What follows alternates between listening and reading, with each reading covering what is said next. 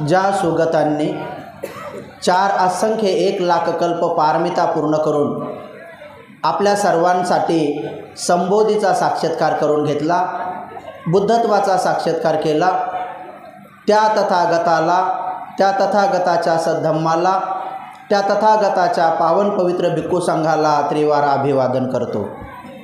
ज्यांच्यामुळे आपणाला हे 3 रत्न लाभले, ज्यांच्यामुळे आपणा सर्वांना हे सुखाचे दिवस आले, ज्यांच्यामुळे आपले सारे विघ्न टळाले, जे आपल्या सर्वांच्या जीवनामध्ये सुखकर्ता आणि दुःखहार्ता आहेत, असे बोधिसत्व डॉक्टर बाबासाहेब आंबेडकर यांच्या समग्र धम्मक्रांतीला शेवटच्या श्वासापर्यंत समर्पित राहतो।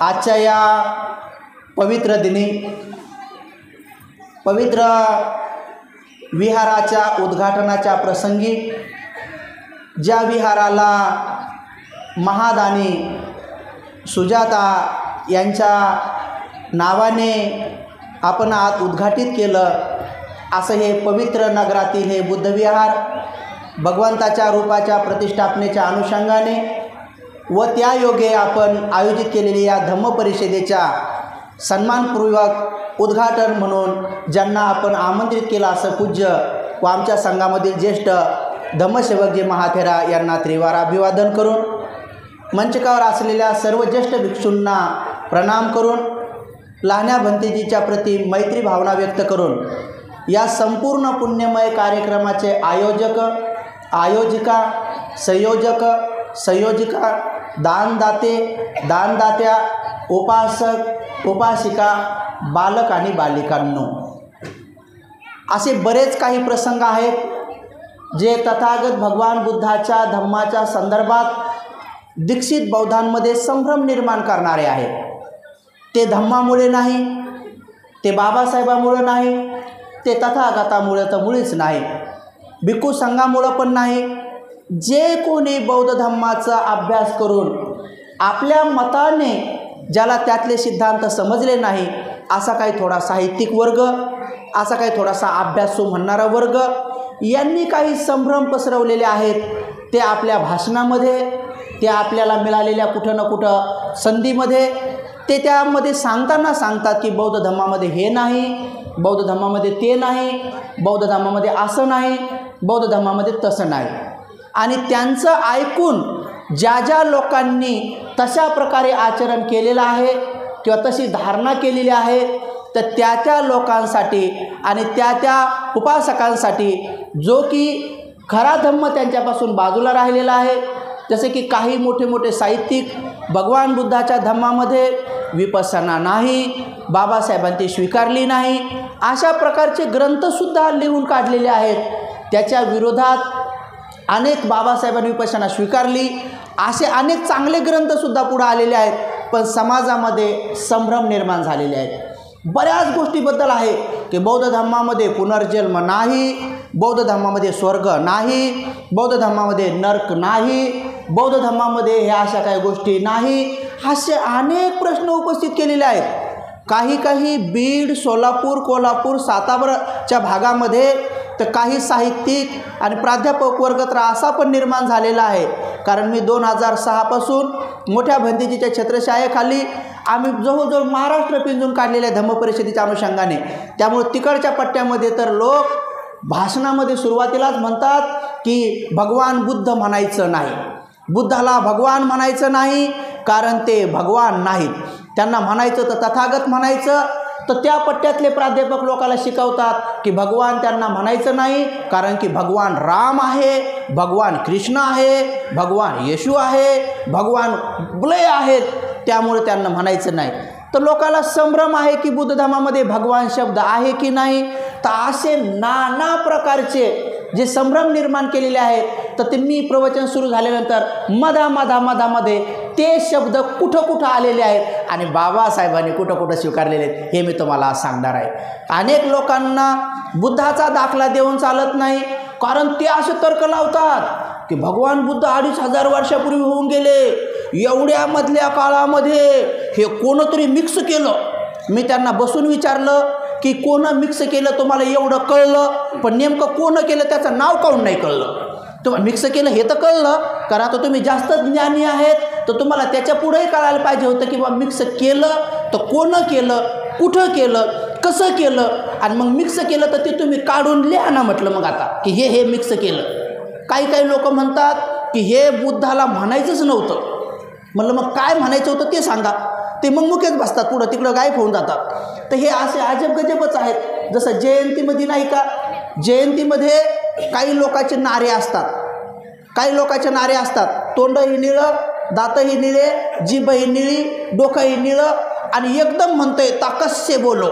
मी लबिना ताकतीन म्हणलं तर काय होईल, समजा असं म्हणलं जय भीम, असं काय फरक पडत नाही, तर जय भीम यानंच काय होणार आहे समजा, म्हणजे ताकस्य बोलो.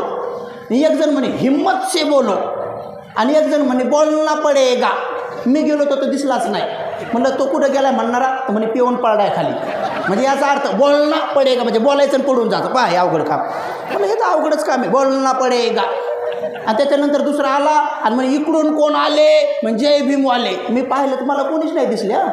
मला वाटलं खरंच आले का काय, म्हटलं कारण मुसावाद आहे बा, लोक खोटं बोलत नसतील म्हणलं आपले.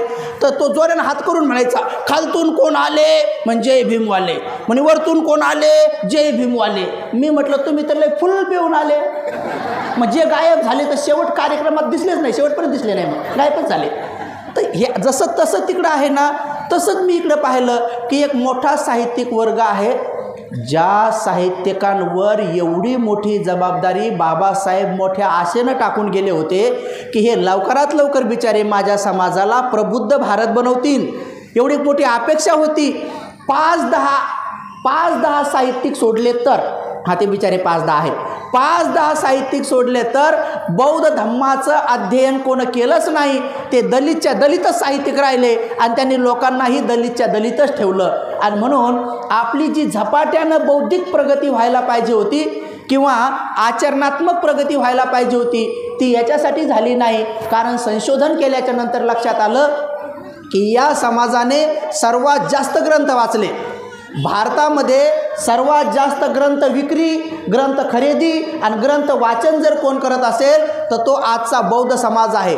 पण एक गोष्ट थोडी गडबड झाली की एवढं वाचन करून सुद्धा लोकांमध्ये गफलती निर्माण झाल्या. काय कारण आहे त्याचं? कारण आपल्यातल्या फार तर 5 नाही तर 10% लोकांनी डायरेक्ट बाबासाहेबांचे ग्रंथ वाचले, पण बाकीचे 95% लोकांनी बाबासाहेबांना लिहिलेले ग्रंथ नाही वाचले, बाबासाहेबांवर लिहिलेले ग्रंथ वाचले. कोणा दुसऱ्या साहित्यिकांनी दुसऱ्यांनी लिहिलेले बाबासाहेबाचा गौरव केलेले किंवा त्यांचे मतं मांडलेले डायरेक्ट त्यांनी बाबासाहेबांनी लिहिलेले, जसं की जे 18 खंड असतील किंवा बाबासाहेबाच्या हयात असलेले जे ट्रान्सलेट झालेले असतील ते ग्रंथ डायरेक्ट लोकांनी नाही वाचले, 5-10% लोकांनी वाचले. त्यामुळे त्या 5-10% लोकांचं आचरण तुम्ही बघा की बरोबर आहे, नीट आहे, कारण त्यांनी डायरेक्ट बाबासाहेब वाचले. अनेक लोकांनी डायरेक्ट त्रिपिटक नाही वाचलं. त्रिपिटकावर जर कोणतरी कुठंतरी भाष्य केलं असेल, कुठं लिखाण केलं असेल, कुठं ट्रान्सलेट केलं असेल तर बहुतेक जणांनी ते वाचलेलं आहे. मूळ त्रिपिटक जे की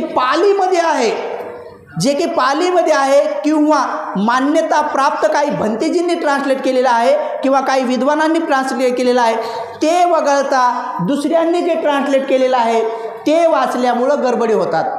मी डॉक्टर गायकवाड साहेब, उपगुप्त भंतेजी, आम्ही शासन रश्मी भंतेजीला भेटायला सारनाथला गेलो होतो त्यांच्या दर्शनासाठी. तेव्हा तिथं मोरे साहेबाची आमची भेट झाली. तेव्हा मी काही मोरे साहेबाचे 2-4 ग्रंथ हाताळले होते. तर तेव्हा त्यांना कोणीही प्रश्न विचारला नसेल, खूप विद्वान होते, आचरणात बी खूप चांगले होते, त्याबद्दल वाद नाही. पण मी त्यांना एक प्रश्न विचारला होता की मोरे साहेब, मी तुमचा आत्ता एक ग्रंथ वाचला, त्याच्यामध्ये तुम्ही ट्रान्सलेट करताना भेषज वर्गातलं एक प्रकरण घेतलेलं आहे जे विनय पिटकात आहे, तुम्ही पण कधी वाचू शकता. भेषज वर्ग म्हणजे दवाचा वर्ग, भेषज म्हणजे दवा, जिच्यामध्ये भगवान बुद्धाने दवा सांगितलेली आहे की भिक्षूंनो, तुम्ही जंगलात राहता, यदा कदाचित जर तुम्हाला गळ्याचं काही फोडी, जर तुम्हाला काही तोंडातल्या फोडी, जर तुम्हाला काही हातापाताल फोडी, जर पोटात काही आजार आले तर त्या काळामध्ये भगवान बुद्धाने एक सूत्र म्हटलेलं आहे जिच्या सगळ्या आजाराचे नावं सांगितलेले आहेत की माणसाला कोणकोणते आजार होतात म्हणून. भगवान बुद्धाचे वचन म्हणजे केवळ वंदना घेण्यापुरतं बौद्ध धम्म आहे हे मुळीच समजू नका. आज जेवढ्याही डॉक्टरांना शरीराचा शोध लागला नाही तो सगळा शोध बुद्धाला त्या काळात लागलेला आहे. भगवान बुद्धांनी या संपूर्ण बॉडीचं, हे तुमची सोनोग्राफी जे आता करते ना विश्लेषण, त्यापेक्षाही क्लिअर भगवान बुद्धांनी या संपूर्ण बॉडीचं विश्लेषण केलेलं आहे.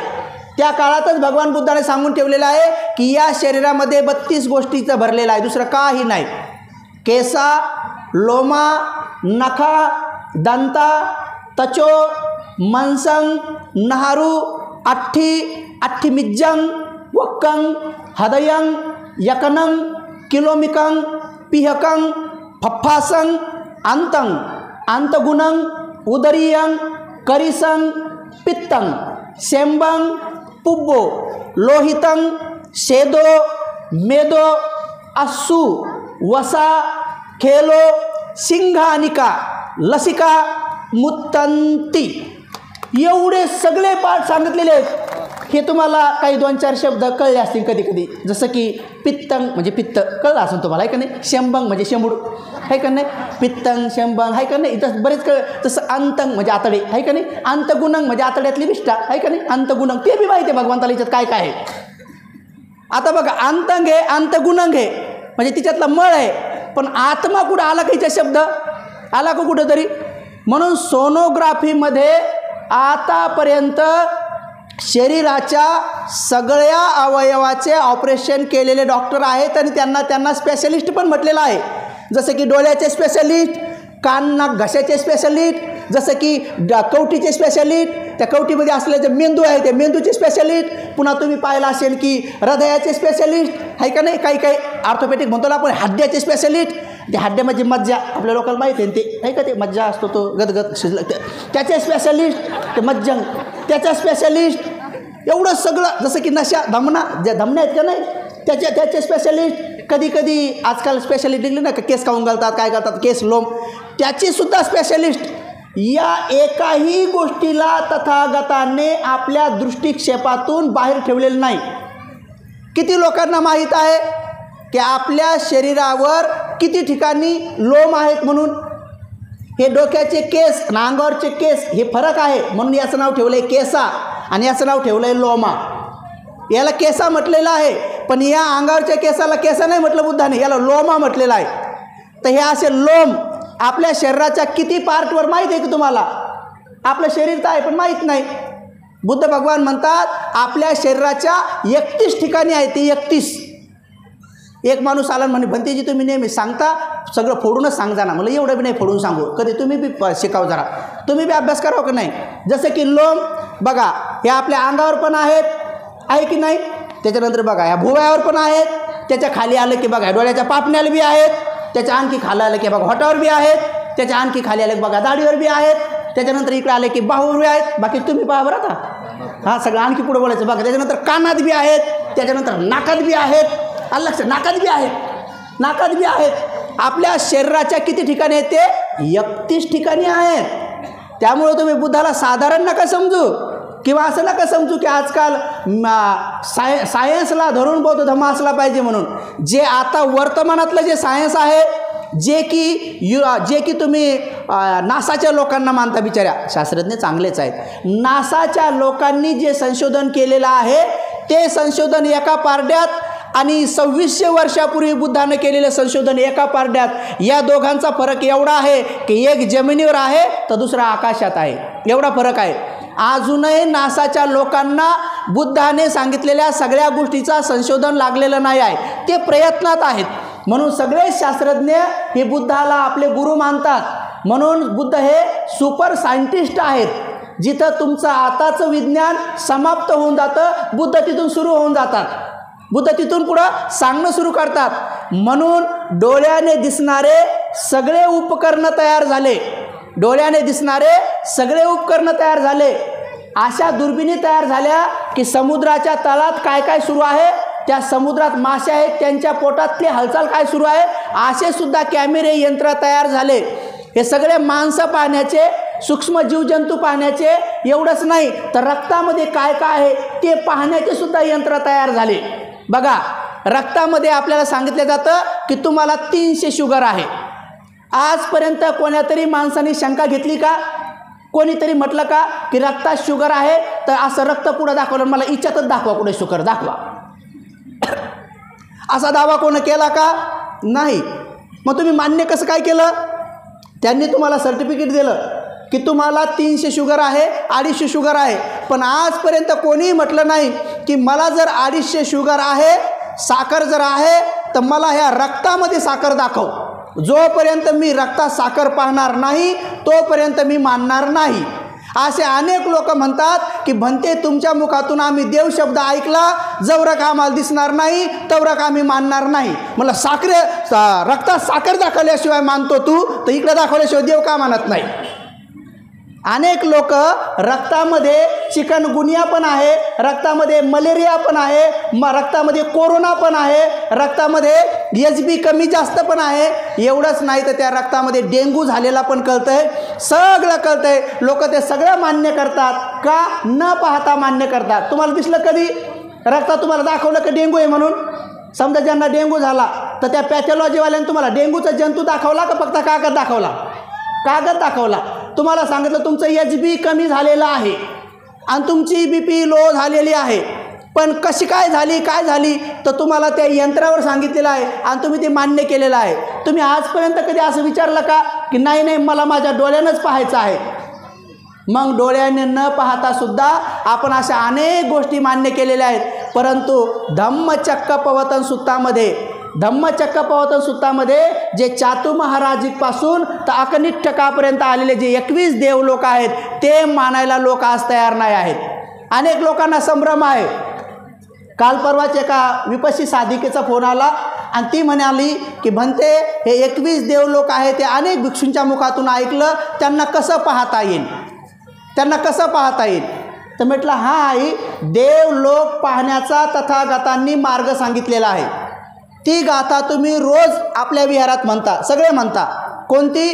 दानं ददन्तु सद्धाय शीलं रक्षन्तु सबदा भावनाभिरता होन्तु गच्छन्तु देवता गता. बघा आता ही गाथा आम्ही जोडली का कोण? बरं आता ज्यांना डाऊट आहे तर ही बाबासाहेबाच्या ग्रंथात बी आहे, बाबासाहेबाच्या ग्रंथात आहे. ही गाथा बाबासाहेबाच्या ग्रंथात आहे. बुद्ध आणि त्याच्या धम्मग्रंथामध्ये तुम्हाला एवढे पुरावे मिळतील. त्याच्यामध्ये तुम्हाला रतनसूत्रही मिळेल, तिच्यामध्ये तुम्हाला कर्णिमेत्र सूत्रही मिळेल, त्याच्यामध्ये तुम्हाला पराभव सूत्रही मिळेल, त्याच्यामध्ये तुम्हाला महासती पठ्ठाणही मिळेल, तिच्यामध्ये तुम्हाला धम्मचक्कपवतन सूत्रही मिळेल. फक्त तुम्ही नीट हाताळा आणि तिच्यामध्ये तुम्हाला विपस्सना पण मिळेल. बुद्ध आणि त्याच्या धम्मग्रंथ त्याच्यामध्ये तुम्हाला पुनर्जन्मही मिळेल, तिच्यामध्ये पूर्वजन्मही मिळेल. तुम्हाला त्याच्यामध्ये एवढंच नाही तर अतीत, अनागत आणि पच्चुपन्न ह्या तिन्ही काळातलं सगळं डिटेल तुम्हाला तिच्यात कळेल. अनेक लोकांनी, विशेष नागपूरकडच्या पट्ट्यातल्या लोकांनी आता एक नवीन दावा करणं सुरू केलेला आहे. ते म्हणतात की बुद्ध आणि त्याच्या धम्मग्रंथामध्ये जे जे काही आहे ते सगळंच खरं मानायचं नाही आहे. त्यांना विचारलं का? बरेच लोक म्हणे ते तर बाबासाहेबांनी लिहिलेलं आहे ना. ते म्हणते हो बाबासाहेबांनी लिहिलेलं आहे, पण बाबासाहेब गेल्यानंतर 12 वर्षांनंतर तो ट्रान्सलेट झालेला आहे आणि ट्रान्सलेट ज्यांनी केला ते तळवटकर, रेंगे आणि मभी चिटणीस हे तिघही ब्राह्मण होते, त्यांनी घुसवला असं म्हणतात. बघा हे एवढा भारी तर्क नागपूरकडून आता आलेला आहे, एवढा भारी आलेला आहे. कोण कोण? मभी चिटणीस, तळवटकर आणि रेंगे ह्या तिघांनी तिच्यात घुसळवला असेल. हे तिघही बाबासाहेबाच्या समक्ष बाबासाहेबांनी प्रमाण ठरलेले ब्राह्मण कुळातून आलेले होते. पण बाबासाहेब कितीतरी वेळेस म्हणले की माझा ब्राह्मणाला विरोध नाही, माझा ब्राह्मण्याला विरोध आहे. ह्या तिघांच्या बी काळात आपल्या PS संस्थेचं जर तुम्ही रेकॉर्ड चेक केलं तर तुमच्या लक्षात येईल की मभी चिटणीसांच्या टायमात आपले सगळे कॉलेज 1 नंबरवर होते. आपले सगळे कॉलेज 1 नंबरवर होते आणि कॉमर्स कॉलेजच्या विद्यार्थ्याचा इंटरव्ह्यू होत नव्हता. फक्त नुसतं सांगावं लागत होतं की मी आंबेडकर कॉमर्समधून विद्यार्थी आला तर त्याचा इंटरव्ह्यू न होता त्याला नोकरी लागत होती. नंतर मात्र बाकीचे ज्यांच्यावर तुम्हाला डाऊट आहे त्यांचा इतिहास काढा, त्यांनी आपल्या संस्था कशा सांभाळल्यात हे तुमच्या लक्षात येईल. म्हणून ब्राह्मणाला दोष देण्यामध्ये काही एक प्रकारचं इतिहास नाही किंवा त्याला काही आधार नाही. पण ब्राह्मण्याचा आजही आपण विरोध केला पाहिजे, जो की केवळ ब्राह्मणामध्ये नसतो. ब्राह्मण्य हे बौद्ध म्हणून घेणाऱ्यामध्ये पण असते. ब्राह्मण्य हे बौद्ध म्हणून घेणाऱ्यामध्ये मग असतंय, सगळ्या जाती धर्माच्या लोकात ब्राह्मण्य असतंय. ब्राह्मण्य म्हणजे अशी गोष्ट, सोपी गोष्ट की जी बुद्धाच्या काळामध्ये पुरोहित वेदांगाच्या आधारानं पूजा अर्चा करून लोकाला फसवणारा वर्ग त्याला पुरोहित म्हणत होते आणि त्यालाच ब्राह्मण्य म्हणत होते. जे आज सगळ्या जाती धर्मामध्ये अशा प्रकारचं आचरण करणारे लोक असतील तेच आजचे ब्राह्मण्यवाद आहे आणि त्याला बाबासाहेबांचा विरोध होता. मग तो आपल्यामध्ये जर सुद्धा असतील तर त्यांना आपण विरोध केला पाहिजे, पण व्यक्तींना केला नाही पाहिजे. जर का मग व्यक्तीला विरोध केला तर मग काही साहित्यिक म्हणतात की त्रिपिटकामध्ये सुद्धा मिक्स केलेलं आहे. त्रिपिटक, जे त्रिपिटक 500 अरहंताच्या सुमुखातून संगीतीबद्ध आणि त्यानंतर पुढं लिपिबद्ध झालेलं आहे, त्या 500 अरहंतावर संख्या घेतल्या जात आहेत. त्या 500 अरहंतामध्ये विशेष भगवान बुद्धाच्या भिक्खू संघामध्ये 70% भिक्षू हे तुम्ही जे म्हणता तशा ब्राह्मण कुळातून आलेले होते. भगवान बुद्धाचे उजवे हात सारीपुत्र, भगवान बुद्धाचे डावे हात महामोगल्यान, भगवान पहिल्या संगीतीचे प्रमुख महाकाश्यपजी, हे सारे लोक ब्राह्मण कुळातून आलेले होते. ब्राह्मण कुळातून आलेले होते, पण त्यांच्या काया वाचा मनाने असं कुठंही भगवान बुद्धाच्या धम्माच्या विरोधातलं आचरण किंवा संभाषण झालेलं आपल्याला पाहावयास मिळणार नाही जर आपण बौद्ध धम्माचे नीट अभ्यासक असू तर. म्हणून उपासक आणि उपासिकांनो, आता याच्याही पुढं जाऊन काही वर्ग असा निर्माण झालेला आहे जो की असं म्हणू लागलेला आहे की आता वर्तमान काळामध्ये बाबासाहेबांनी ज्या आपल्याला दीक्षा घेत असताना व दीक्षा लोकांना देत असताना ज्या 22 प्रतिज्ञा दिलेल्या आहेत त्या कालबाह्य झाल्या असं म्हणण्याची हिंमत पण काही लोक करत आहेत. मी तर असं म्हणतो की म्हणणारे लोक हे कालबाह्य झालेले आहेत. म्हणणारे जे लोक आहेत ते कालबाह्य आहेत.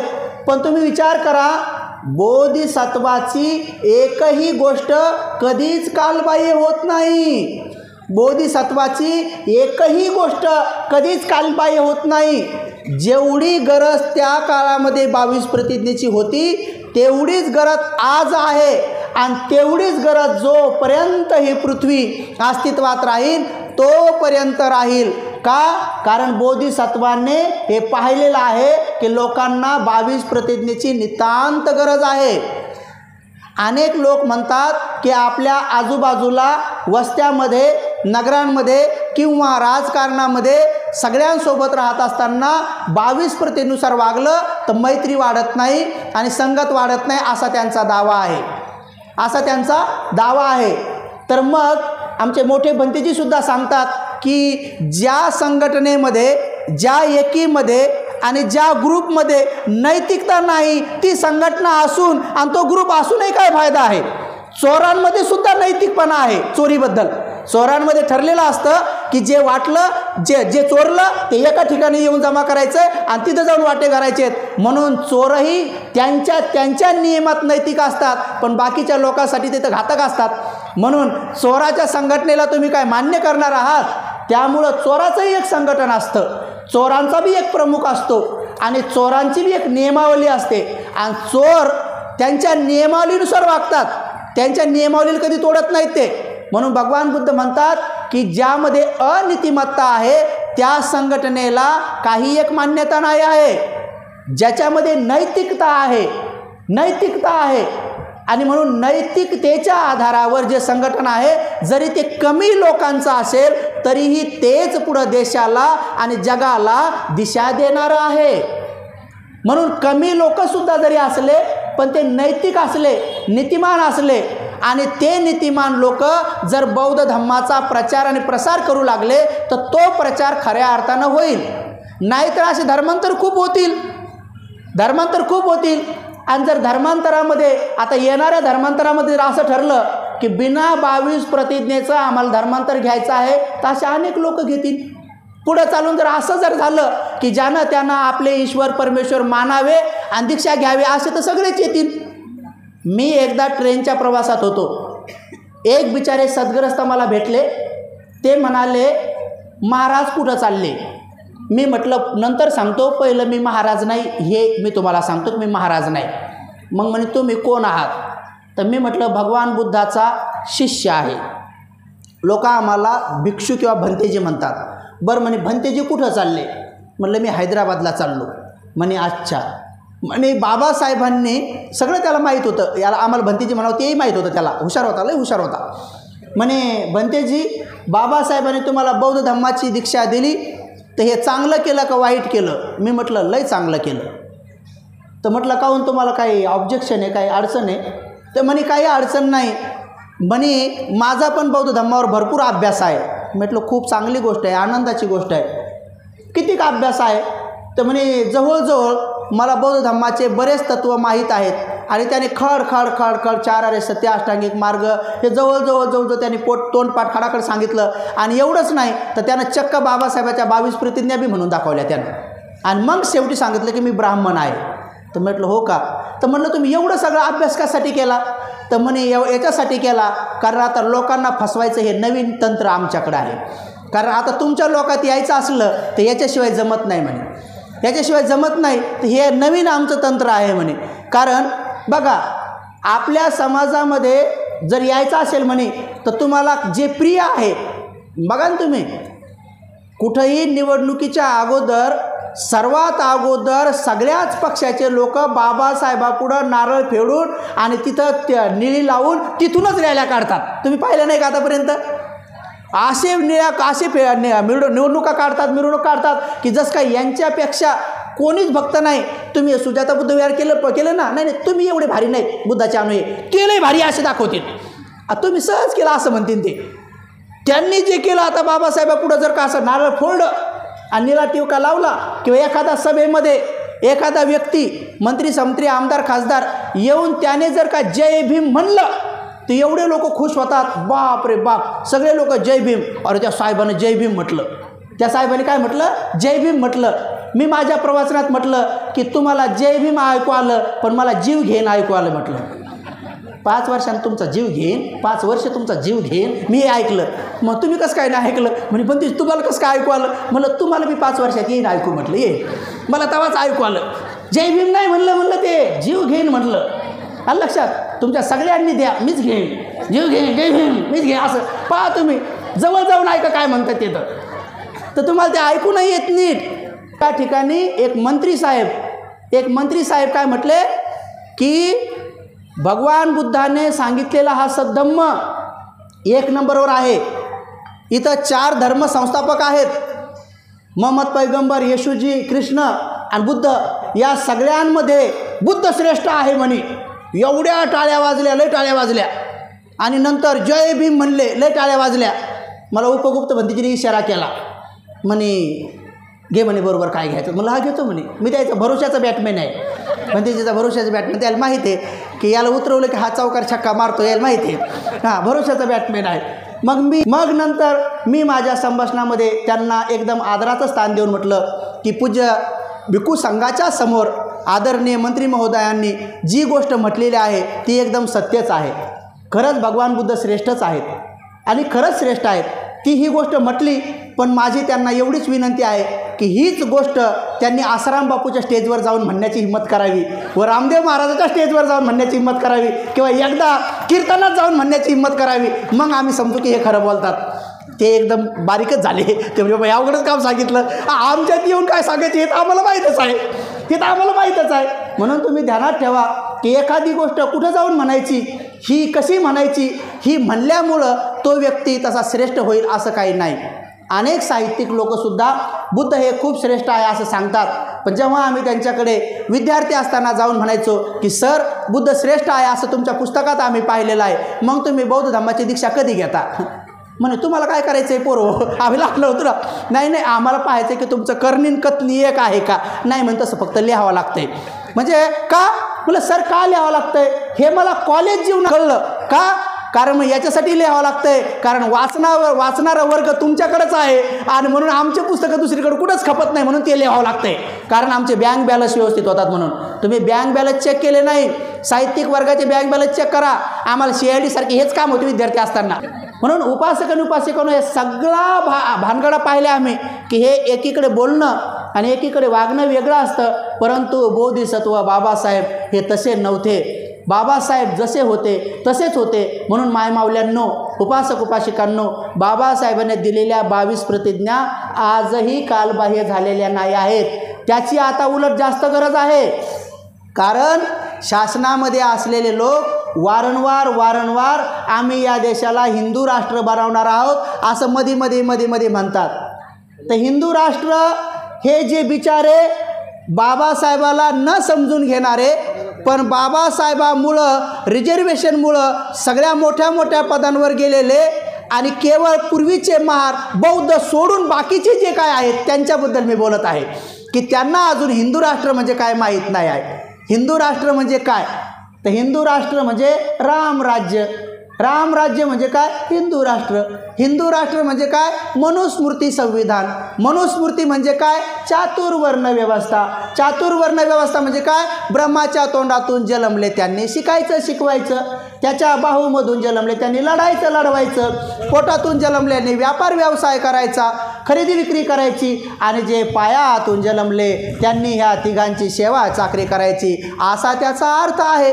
मग जे बिचारे आज मिलिटरीमध्ये आहेत, जे बिचारे, आता आपण असं गृहीत धरू क्लास 1 अधिकारी म्हणजे ब्राह्मण, आपण असं गृहीत धरू की क्लास 1 अधिकारी म्हणजे ब्राह्मण, आणि मिलिटरीमधले सगळे तिन्ही दल म्हणजे पोलीसपासून SRP, CRP, बटालियन, कमांडो, सगळे त्याच्या कर्नलपासून तर शिपायापर्यंत सगळे काय? क्षत्रिय. हे क्षत्रिय. आणि जेवढे बी व्यापारी आहेत, हे या बाटाबिटापासून हे सगळे जेवढे आहेत व्यापारी, हे व्यापारी जेवढे आहेत हे सगळे कोण आहेत? वैश्य.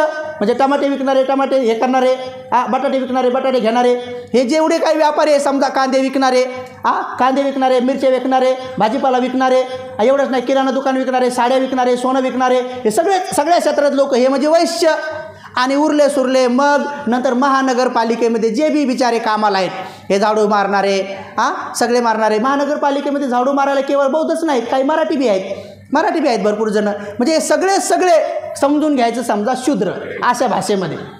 मग आता समजा चातुर्वर्ण व्यवस्था जर झाली तर जे बिचारे राजपूत बटालियन, मराठा बटालियन, एकीकडे आहे महार बटालियन, एकीकडे आहे गोरखा बटालियन, या बटालियन आहेत. मग आता क्षत्रियाने लढायचं तर मग या बटालियनमध्ये कोण जाईल? कोणते राहतील? फक्त राजपूत. हे कशामध्ये मोडतात? त्यांच्या भाषेमध्ये. मग बाकीच्यांना काय होईल? बाकीच्यांना प्रवेश होईल का तिथं? मग म्हणून बाबासाहेब म्हणतात की गुलामांना गुलामीची जाणीव करून द्या, म्हणजे ते बंड करून उठतील. हे वाक्य कधीच आहे माहिती आहे तुम्हाला बाबासाहेबाचं? हे येवले मुक्कामी बाबासाहेबांनी जी धर्मांतराची घोषणा केली होती त्या दिवसचं वाक्य आहे. त्या दिवशी काय म्हटले बाबासाहेब? हिंदू म्हणून जन्माला आलो हे माझ्या हाती नव्हतं, पण आता मात्र हिंदू म्हणून मी जगणारही नाही आणि हिंदू म्हणून मी मरणारही नाही, कारण ते माझ्या हातात आहे. आणि तेव्हा बाबासाहेबांनी एक इशारा दिला. कोणता इशारा दिला? बाबासाहेब म्हणाले, जा गुलामांना गुलामीची जाणीव करून द्या, म्हणजे ते बंड करून उठतील. कोणाला सांगितलं काम? हे आपल्याला सांगितलं होतं काम. हे काम आपल्याला सांगितलं होतं. त्या बिचाऱ्यांना जाऊन सांगा. कोणाला? जसं की SC सुटले की मग आहेत NT, VJNT, OBC आणि मायनॉरिटीज जे की अल्पसंख्याक, यांना जाऊन सांगा की तुम्ही अजूनही गुलाम आहात. मग आता कसं सांगा जाऊन? तर त्याचा दाखलाही दिला बाबासाहेबांनी. म्हणजे जर त्यांनी कदाचित विचारलं की आम्ही गुलाम कसे काय आहोत, तर बाबासाहेब म्हणाले त्यांना मनुस्मृतीमध्ये सहस्रकुंड नावाचा एक अध्याय आहे, त्या अध्यायाचा दाखला देऊन फोडून सांगा. हे OBC भाऊ जर तुमचं ऐकलं नाही तर त्यांना फोडून सांगा, OBC भावांनो, तुमच्याबद्दल ज्या ब्राह्मणांच्या मागं तुम्ही फिरू लागले, ज्या ब्राह्मणांच्या पाठीमागं तुम्ही री ओढू लागले, ज्यांच्याबरोबर तुम्ही बी हिंदू राष्ट्राचं गुणगान करणार आहात, तर त्या ब्राह्मणांनी तुमचा गुणगौरव मनुस्मृती नावाच्या सहस्रकुंड अध्यायामध्ये कसा केलाय? बाबासाहेब म्हटले मनुस्मृती हा ग्रंथ बहुजनाला दिलेल्या शिव्याचा संग्रह आहे, आणि त्यातले त्यात विशेष म्हणजे सहस्रकुंड नावाचा अध्याय हा स्पेशली बहुजनाला शिव्या देण्यासाठीच बनवलेला आहे. आणि तरीही लोक सत्यनारायणाच्या पूजामध्ये त्याचा पाठ करतात, स्वतःला शिव्या देण्यासाठी भटजीला बोलून आणतात आणि त्याला तूप खाऊ घालू घालू म्हणतात आम्हाला शिव्या दे. बाबासाहेबांनी ते मनुस्मृती जाळताना 2 ब्राह्मण ठेवले, एक म्हणायला आणि एक जाळायला. आणि बाबासाहेब तो श्लोक म्हणायला लावायचे आणि वाट पाहायचे की कोणातरी एखाद्या स्वतः म्हणलेल्या ब्राह्मणाने बाहेर यावं आणि मला विचारावं की बाबा आमचा पवित्र ग्रंथ तुम्ही काहून जाळू लागले. तेव्हा मी सांगेन की बाबा हे पवित्र नाही, हा सोनाराला दिलेली शिवी आहे आणि जाळ, ही लवाराला दिलेली शिवी आहे जाळ, आणि आपल्या मराठी भावाला दिलेली शिवी आहे जाळ.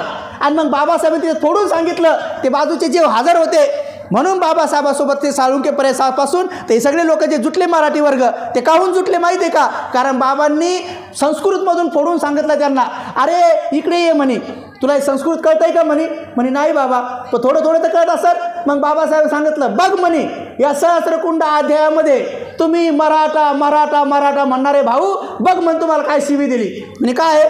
कुणबटम दसकटम, कुणबटम दसकटम, अक्कल थोडी बायको विकून घेतली घोडी, आला तर रुमण्यासी आणि गेला तर ढोमण्यासी. असं सहस्रकुंड नावाच्या अध्यायात आहे. जा आपल्या मराठी भावाला जाऊन सांगा की तुम्ही ते वाचा आणि मग बंड करून उठा, आणि मग ते बंड करून उठतील आणि बाबासाहेबांच्या धर्मांतराची कास धरतील आणि मनुस्मृती जाळण्याचं समर्थन करतील. म्हणून बाबासाहेबांनी वाचून दाखवलं त्याला. नंतर बोलवलं, अरे बघ म्हणे सोनार भावाबद्दल काय लिहिलंय. काय म्हणे? सोनार सख्या बहिणीची भाड खाणार असं तिच्यात लिहिलेलं आहे. सहस्रकुंडमध्ये मनुस्मृती नावाच्या ग्रंथात एक सहस्रकुंड नावाचा अध्याय आहे आणि त्या अध्याय सोनार भावाबद्दल असं लिहिलेलं आहे. मुसलमानाबद्दल आणि त्याच्याबद्दल सांगू नाही वाटत असे शिवी आहेत. तुमची इच्छा असं ऐकायची सांगतो, लय अवघड आहे ते, लय डेंजर आहे. पण तरी तेल्याबद्दल लिहिलं आहे. तेल्याबद्दल काय लिहिलं आहे की सकाळी उठल्यावर सगळ्याचे तोंड पाहावे पण तेल्याचं पाहू नये. आणि आता तेल्याचंच तोंड दिसते सकाळी सकाळी. नरेंद्र मोदी येतीलच आहेत ना, ज्याचं नको त्याचं तोंड दिसतं आहे का नाही. आता त्या सहस्रकुंड नावाच्या अध्यायानुसार जर अभ्यास केला तर भारतात चुकीचं झालेलं आहे. कारण मनुस्मृती म्हणते की तेल्याचं तोंड पाहू नये आणि यांनी तर तेल्याचं तोंड दाखवलेलं आहे. म्हणून कमीत कमी 24मध्ये तरी पाहू नका, एवढं तरी करा कमीत कमी. आमचं नका पालन करू पण त्या मनुस्मृतीचं तर पालन करा.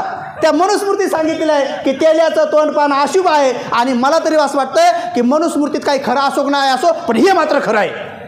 कारण आजचे दिन आलेच नाही, म्हणजे याचा अर्थ नक्कीच आहे. तसं बाकीच्या तेल्या भावाबद्दल नाही, त्यांचं तोंड पाहणं लय चांगलं आहे. पहा, चांगली गोष्ट आहे. हे मी सांगू लागलो तुम्हाला की तो जर अध्याय खरं मानला तर मग मात्र तेल्याचं तोंड पाहणं अशुभ आहे असं मनुस्मृती ग्रंथातला सहस्रकुंड नावाचा अध्याय म्हणतो. मी नाही म्हणत ती गोष्ट. कोण म्हणतंय?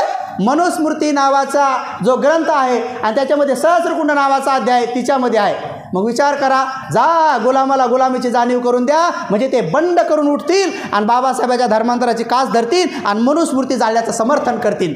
आणि म्हणून उपासक उपासिकांना मोठी जबाबदारी आहे आपल्यावर, खूप मोठी जबाबदारी आहे. असे अनेक सिद्धांत आहेत की या देशातल्या लोकांना कळाले नाही. मध्यंतरी मला असं वाटतं तो अमोल नावाचा एक आमदार आहे, तो आपल्या स्टेजवर येऊ बऱ्याच वेळेस भाषणं देऊन गेलेला, मिटकरी का काहीतरी नाव आहे. त्याने एक गोष्ट काढली होती जी की मी 15-16 वर्षापासून सांगत आहे.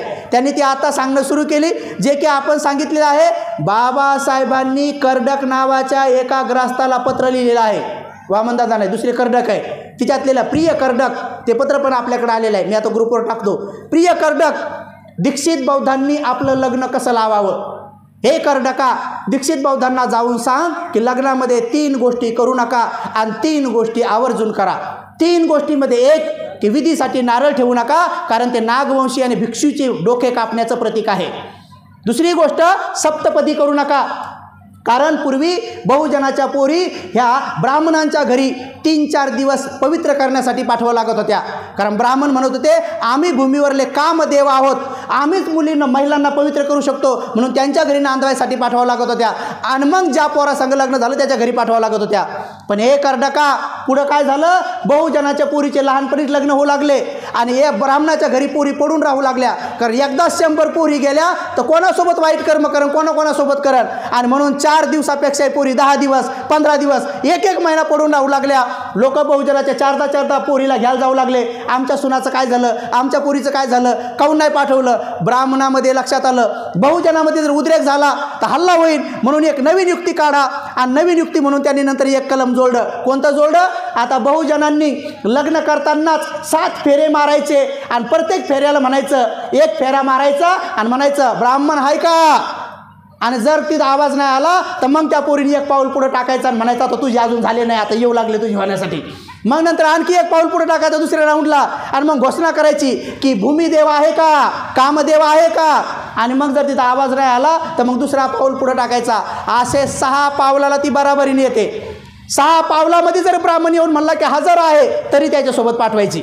पण 7वा पाऊल ती सप्तपदीमध्ये त्या नवऱ्याच्या पुढं टाकते आणि नवऱ्याच्या पुढं टाकल्यानंतर मग जर ब्राह्मण येऊन म्हटलं की मी हजर आहे तरी त्याच्यासोबत पाठवायचे नाही, मग आपल्याच घरी पाठवायचे. म्हणून हा कायदा केला. म्हणून बाबासाहेब म्हटले की हे कर्डका जाऊन सांग या दीक्षित बौद्धांना की तुमच्या लग्नामध्ये नारळ ठेवू नका आणि सप्तपदी करू नका. आपल्या पोरी आपल्या घरी नांदायला जातील, आपल्या पोरी आपल्याच घरी पवित्र होतील. त्यांना अपवित्र करून त्याला खोटं पवित्रचं नाव देण्याची गरज नाही. म्हणून बाबासाहेब त्या पत्रात लिहितात की सप्तपदी करू नका. आणि आणखी काय म्हणतात, कन्यादान करू नका. पण आपल्याला तो शब्द देऊन टाकला. कन्यादान म्हणजे आपल्याला काय वाटतंय, हे भांडे कोंडे किंवा फ्रीज कूलर बिलर याला कन्यादान म्हणतात का? हे कन्यादान नाही. पूर्वी असं होतं, ही कन्या म्हणजे पोरगी. कन्या हा शब्दच काम वासनेतून आलेला आहे. त्यामुळं आपल्या पत्रिकेमध्ये तुम्ही आमक्याची टमक्याची द्वितीय कन्या फिन्या लिहू नका. कन्या शब्दच लिहू नका. पत्रिकेमध्ये वधूवर पण लिहू नका. वधूवरचा अर्थ पण चांगला नाही. मराठी डिक्शनरीमध्ये जाऊन पहा, वधूवाराचा अर्थ होतो धगड्यान धगडी, म्हणजे पाटण रुसणा. जाऊन बघा तुम्ही मराठी डिक्शनरीमध्ये. मग आम्ही काय म्हणावं, पाट्यानं रुसण्याच्या गळ्यात हार घालावा आणि रुसण्यानं पाट्याच्या गळ्यात हार घालावा आणि नंतर तुम्ही मसाला वाटावा असं म्हणावं का लग्नात? तिसऱ्या साधूला काय म्हणावं? म्हणून वधूवर लिहू नका. आतापर्यंत ज्यांनी लिहिलं असेल ते लिहू द्या, काय हरकत आहे. आता तरी जसं आम्हाला माहीत झालं तसं सांगतो. आम्हाला जेव्हा माहीत होतं तेव्हा सांगितलं, जवरक माहीत नव्हतं तवरक. म्हणून वधूवर हा शब्द बी चांगला नाही आणि कन्या हा शब्द बी चांगला नाही. पण मात्र लग्नामध्ये जे नवरदेव नवरी आहे त्यांच्यासाठी पाली भाषेमध्ये एक परफेक्ट शब्द आहे, दारिका. दारक आणि दारिका. काही लोक म्हणते तिचे दारक कुठून आणलंय? अरे हे पालीतून आणलंय, आहे का नाही? आणि कन्या कुठून आले? कामवासनेतून आल्या. आता तुम्ही पाका कुठून आले? एक बुद्ध वचन आहे आणि एक कामवासनेचं वचन आहे. म्हणून तुम्ही दारक लिहा, दारिका लिहा. कोणाला नाहीच आठवलं लवकर तर सुपुत्री लिहा. नाहीच लवकर आठवलं तर उपासक उपासिका लिहा. नाहीच लवकर आठवलं तर आयुष्यमती लिहा. पण धगड्या धगडी लिहू नका. ते कशाला लिहता? आपले पोरं का धगड्या धगडी आहेत का? पाटा रुसणं आहेत का? ते पाटा रुसणं नाहीच ना. म्हणून उपासक उपासिकांनो, आणखी तुम्हाला काय फसवलं नाही. मी कालच्याच प्रवासात सांगितलं, अनेक भिक्षूंनी अनेक लोकांनी असे मेसेज लिहिले की भगवान बुद्धाच्या धम्म आणि विनयामध्ये एका भिक्षुनीकडून पुरुष माणसाने दीक्षा घेण्याची परंपरा नाही, हे विनयाला सोडून आहे. पण त्याच्यावर भाष्य अनेक लोकांनी केलं, नाही स्त्री पुरुष समानता आहे. कोणी कोणाकडून बी घेतली तर काय हरकत नाही, कोणी कोणाकडून बी घेतली पाहिजे. असं म्हणल्यावर महिलांना लई बरं वाटलं. असं म्हटल्यावर काही लोकांना बी बरं वाटलं. काही लोकांना ते त्याच्याही पुढे जाऊन मजल मारली. ते म्हणाले की हे जे वाक्य आहे धम्मविनयात आहे, आम्हाला वाटत नाही की बुद्ध असं म्हणले असतील म्हणून. ते काय म्हणतात, नाही हे मतातच कोणीतरी भंतीजीने घुसडवलंय. त्याला म्हणलं त्या भंतीजीचं नाव सांगा, कोण घुसडवलंय. त्यांना डाऊट आहे की ह्या धम्मविनयामध्ये कोण्या भंतीजीने मिक्सिंग केली. अरे कोण्या भंतीजीने मिक्सिंग नाही केली. हे पाश्य अरहंताच्या मुखातून आलेली गोष्ट आहे. आणि तुम्हाला आणखी तुमचा डाऊट काढून टाकतो.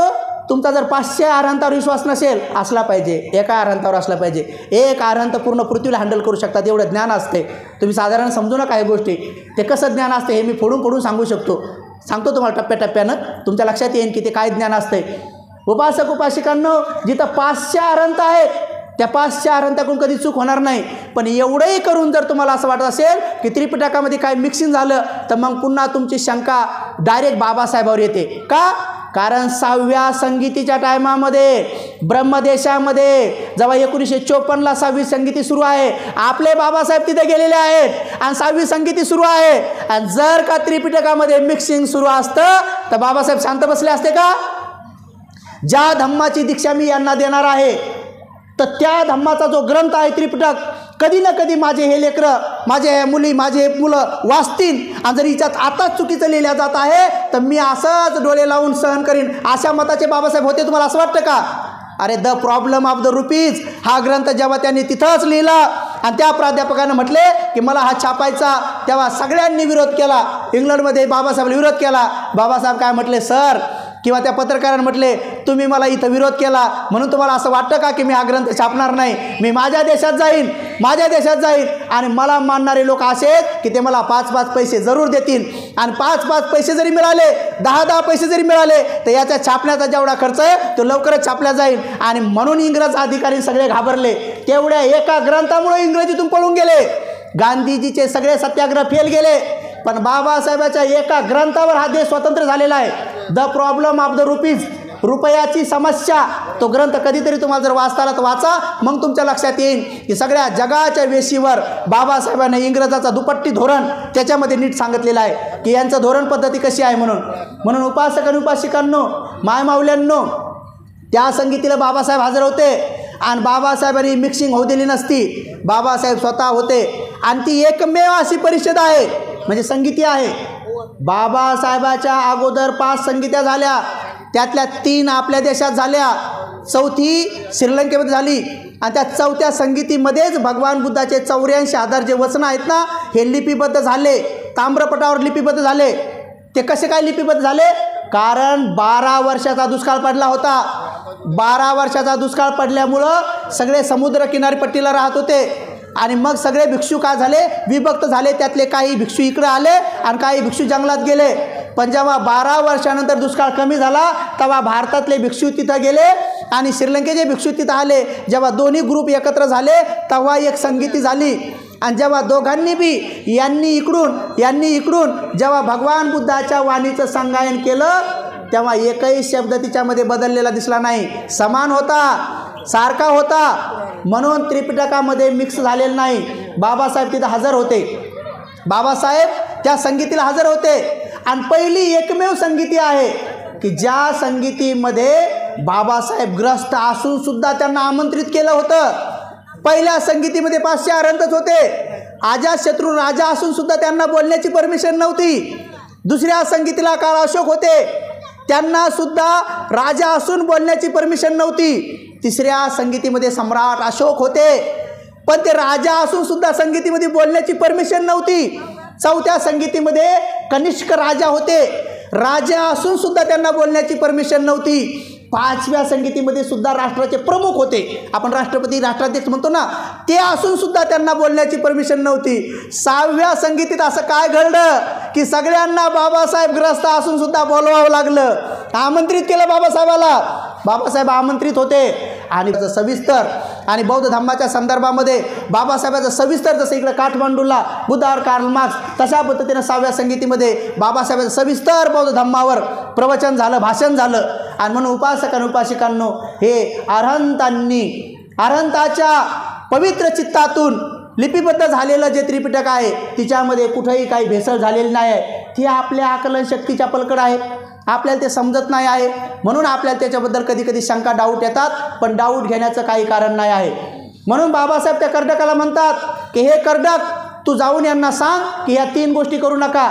म्हणून मध्ये त्या आमदाराने, त्या अमोल नावाच्या यांनी सुद्धा म्हटलं होतं की मम भार्या समर्पाय, मम भार्या समर्पाय. ते वाक्य लय गाजलं होतं.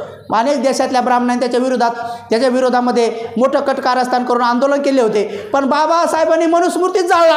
यानं फक्त मनुस्मृतीमधलं ह्या कुंड्याच्या अध्यायामधलं एकच वाक्य म्हणलं फक्त, मम भार्या समर्पाय, म्हणजे माझी बायको तुला देऊन टाकतो. आणि तो बी म्हणतो स्वाहा स्वाहा, घेऊन टाकतो असं त्याचा अर्थ आहे. हा लक्षात. हे येडे बाप बी, म्हणजे पहिलं बापाला पाणी टाकावं लागतंय, मग मायला टाकावं लागतंय, मग त्या पोरानं ते पाणी घ्यायचं आणि त्या नवरदेवानं खुद म्हणायचं. बघा आता नवरदेवानं स्वतःच म्हणायचं मम भार्या समर्पाय, म्हणजे माझी बायको घेऊन जाय. ऐक नाही, अवघडच काम आहे की आता जर आता मराठीत म्हणाबर आपण समजा, तीच गाथा या देशातल्या पुरोहितामध्ये जर खऱ्या अर्थानं नैतिकता असेल, जर हिंमत असेल तर ती सत्यनारायणामध्ये आणि लग्नाच्या टायमामध्ये जी गाथा म्हणतात ती मराठीत म्हणून दाखवा.